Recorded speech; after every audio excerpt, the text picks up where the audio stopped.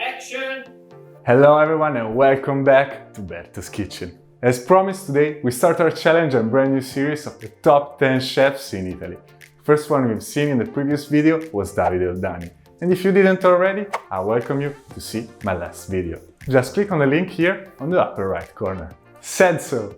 The recipe for today is the riso, panettone and zafferano, which translates literally to rice, panettone and saffron.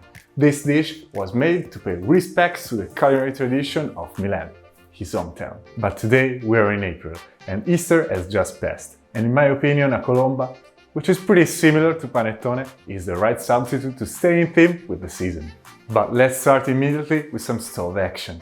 First thing we take care about is the saffron infusion. Here the goal is to obtain a mellow sauce with the help of cornstarch. As you may already know, cornstarch works better if diluted in water, and that's what we're going to do here. Take 2 teaspoons of it and dilute it in half a cup of water. Immediately after, just bring up 100 milliliters of water in a little casserole to a temperature of 65 degrees. This temperature is enough to have your cornstarch do its thing while respecting the saffron without cooking it. In fact, we just call it an infusion, didn't we? The longer the saffron infuses, the more intense it becomes the color, and that's why we don't need more than 8 to 10 pistils here. Trust me, in 20 minutes it is going to be colored with a wonderful yellow. That, from you can see in my kitchen, it's totally a color that I don't like. Done that, let's switch on the rice. The choice here is a carnaroli quality one, from Acquerello to be more precise. You may recognize this type of rice from a couple of my previous videos. And there's always a reason behind it. They don't pay me, I swear, but I generally love the taste of this ingredient. The house making this ages it below 15 degrees for at least 1 year, reintegrating the germ of the grain through a proprietary patented process. A stabilized starch and higher nutritional values are the reason why those people complicate their lives with such a procedure. Chef Oldani here wants to exalt the flavor of the cereal. That's why he doesn't contaminate his risotto with any soffritto. We toast the rice in a wide enough casserole, without anything in it, just with the heat from the stove. Move it around and you immediately understand why. At the nose, the smell is very powerful, and that translates to the taste he's chasing with this process.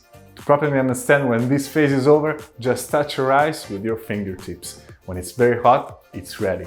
And as soon as you reach that, cover with some boiling, slightly salted water to start the cooking process. From here on, it's just a classical risotto. 18 minutes will be enough for this rice quality. There are actually 2 ways to cook a risotto, Milan style and Venetian style. In the first one we proceed adding a little bit of water whenever the rice asks it, while with the Venetian style we pour in the exact amount of water needed throughout the whole cooking process. Which one to use? Follow your heart. The results won't change if both methods are executed correctly. Make sure not to drain the water completely. We want a little bit of it with the starch very concentrated. If you went over, just add some from the boiling pot.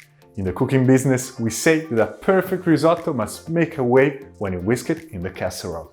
Turn off the stove and pour in cold cubes of butter. It's very important that they come straight from the fridge. This temperature shock ensures that the fats entangle with the starch from the rice and won't separate, preventing it from becoming a risotto nightmare. A very little amount of white wine vinegar added in this phase will kick the acidity up, becoming a vector from the rice and the saffron through the sweetness of the Colomba and the raisins.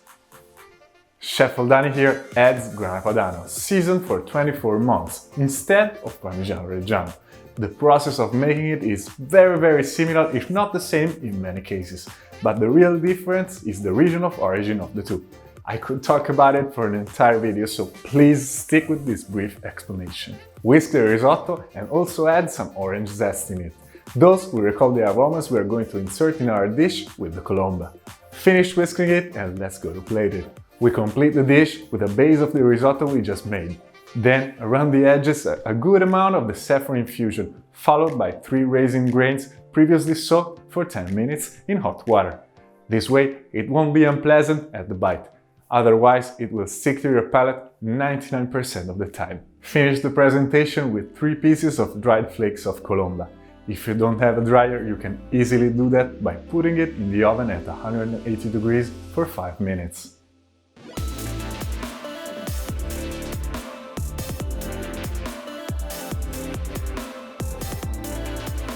And that's it! Rice, colomba and saffron. Italian style. Let's taste this delicacy.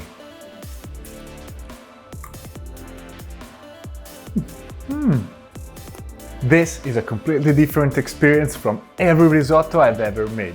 The saffron infusion is very powerful and I completely understand why the chef didn't cook such a precious ingredient. It mixes perfectly with the cereal taste from the rice, and it is surprisingly amazing. The sweetness is gently brought up through the acidity coming from the vinegar. It is not unpleasant and absolutely impressive while thinking about a classical saffron risotto. I really encourage you to reproduce this dish. It's very easy to do, and if you're a true Italian food lover, I bet you still have a Colomba from this Easter in your pantry. That's everything for this episode. Smash that like button if you loved it, and don't forget to subscribe and hit the notification bell if you want to see what's next on Berto's Kitchen.